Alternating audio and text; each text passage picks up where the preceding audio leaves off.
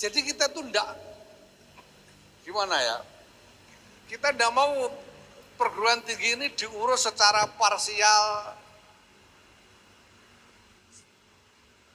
dari satu unit ke unit yang lain, satu daerah ke daerah yang lain tanpa tersambung.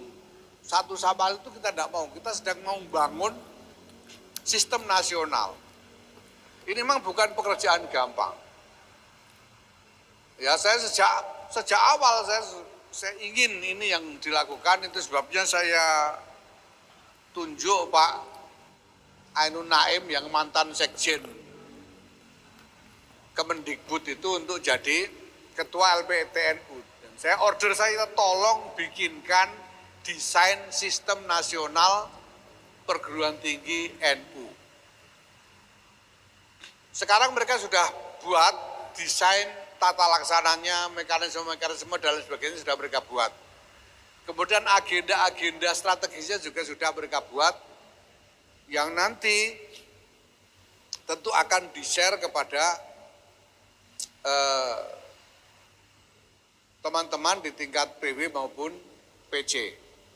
Ya. Karena logikanya selama ini itu masih belum ada, Pak. Sampean punya LPTNU di DIY itu loh. Itu ngurus siapa? Hubungannya dengan LPTNU di Jawa Tengah itu bagaimana? Hubungannya dengan LPTNU DPB gimana? Ini kemarin kan nggak ada loh, nalarnya itu belum ada. Maka kita bangun dulu desain nalarnya supaya nyambung semua. Ini agenda besar sekali dari PBNU, termasuk madrasah. Madrasah-madrasah yang jumlahnya sampai 26.000 itu. Yang paling susah itu pesantren. Pesantren ini saya kasih order yang enggak sulit-sulit lah. Saya suruh menyebarkan sanad Bukhari Muslim dan musalsal bil awaliyah dari Hadratus Syekh Kiai Hasyim Asy'ari, gitu aja ini RMI itu. Karena udah terlalu repot nanti urusan sama Mbah Masngut dengan urusan sama kiai yang lain itu udah mumet sendiri kita. Mau maksa takut kualat, sementara memang kita belum kalau untuk pesantren. Tapi untuk perguruan tinggi dan sekolah sekarang kita bangun betul desainnya. Nah, termasuk dalam agenda besar ini GKMNU. GKMNU ini Pak, itu maksudnya supaya ini menjadi pola. Jadi pola kegiatan NU. Kegiatan NU yang paling utama itu adalah ngurusi warga. Ngurusi warga itu wadah yang paling strategis adalah keluarga, karena semua urusan bisa masuk di keluarga. Nah, makanya saya bilang kalau selama ini ada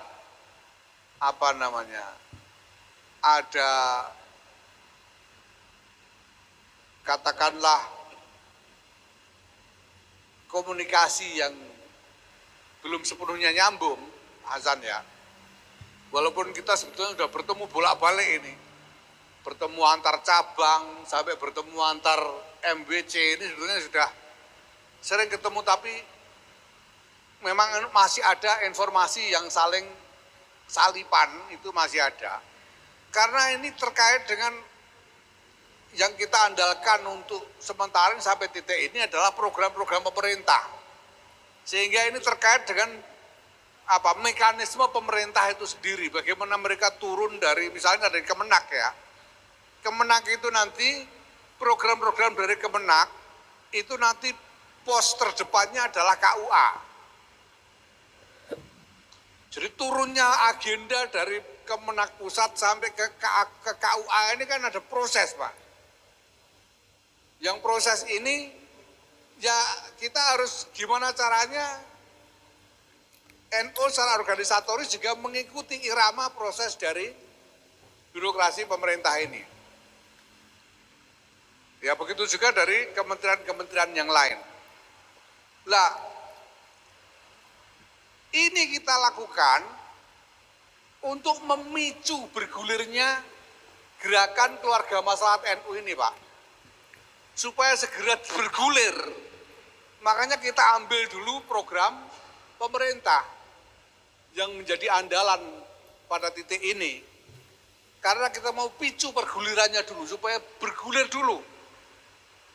Pakai program pemerintah ini. Nah kalau ini sudah jalan, nanti ada pola. Nah kalau sudah ada pola, jenengan bisa kembangkan sendiri. Nah kedepannya bagaimana? Kalau pemerintahan berganti bagaimana? Tidak masalah, kita punya waktu sampai sekurang-kurangnya Oktober 2024 untuk menjadikan ini jalan betul, bergulir betul. Sesudah itu Pak, yang namanya sumber daya untuk agenda-agenda itu luas sekali, bukan cuma pemerintah. Bukan cuma pemerintah. Di luar sana itu ada lembaga-lembaga filantropi misalnya, ya, yang kapasitasnya besar sekali, bahkan lebih besar dari pemerintah, itu banyak. Yang kita bisa mengakses. Sementara kita sendiri ini sebetulnya juga punya modal dasar yang kalau dimonetisasi ini bisa menjadi modal yang tidak ternilai harganya, yang besar sekali. Jadi sekali lagi kalau sekarang ini kita pakai program pemerintah, kebutuhannya adalah untuk segera menggulirkan agenda GKMNU ini supaya kegiatan-kegiatannya segera berjalan. Dan saya sudah sampaikan berkali-kali, PBNU mohon maaf karena terhitung telat sebetulnya. Gara-gara kita kemarin sibuk dengan 1 abad sehingga ini GKMNU ini sebetulnya telat, ada delay startnya itu sampai kira-kira 5-6 bulan. Harusnya itu sudah mulai sejak Maret, April, tapi kita baru bisa mulai Agustus. Ada delay karena kemarin energi kita habis untuk rangkaian 1 abad itu. Nah tapi intinya begitu. Jadi bagaimana kalau ini pemerintahan berganti? Tidak masalah. Kalau sekarang kita berhasil menggulirkan kegiatan-kegiatan sedemikian rupa sehingga menjadi pola di tingkat desa. Lanjutnya nanti tinggal ngisi. Kan ini kegiatannya sebagian besar pertemuan keluarga-keluarga setiap minggu sekali. Ya, sementara ini diisi program pemerintah soal bimbingan keuangan keluarga, soal bimbingan parenting, soal bimbingan pendidikan dan lain-lain. Nanti kan ini akan melembaga, setiap minggu mereka kumpul. Jadi kan bisa isi apa saja, dengan program apa saja, bisa. Nah sekarang ini misalnya untuk ngisi untuk narasumber yang memberikan materi di dalam pertemuan-pertemuan itu, kita masih mengandalkan narasumber dari pemerintah, dari Kemenak misalnya penyuluh-penyuluh agama, nanti dari Kemensos juga petugas-petugas dari Kemensos dan lain-lain, yang mereka dibayar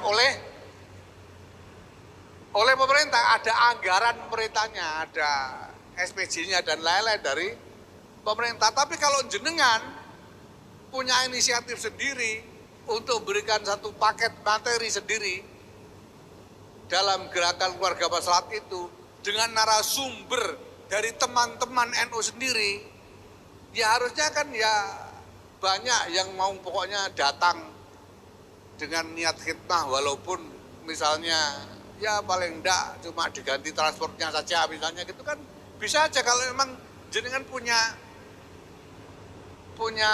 agenda yang kuat untuk soal ini gitu. Nah makanya tadi saya minta silakan dipikirkan sejak sekarang. Jenengan bisa mau ngisi agenda apa untuk agenda lokal yang jenengan kembangkan sendiri di daerah masing-masing. Oke. Nah ini monggo. Nah sekarang yang dikeluhkan Pak Hasan tadi ada selip-selip informasi itu gara-gara ya ini pemerintah, ini struktur pemerintah, struktur NU.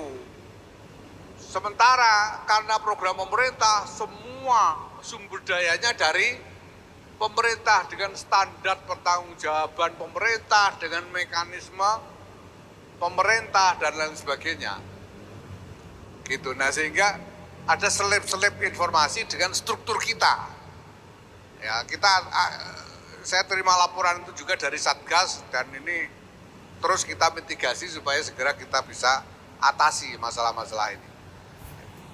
Tapi yang jelas saya ingin tekankan kembali bahwa GKMNU ini penanggung jawabnya adalah struktur NU, bukan Satgas. Oke? Sekali lagi penanggung jawab GKMNU ini bukan Satgas loh.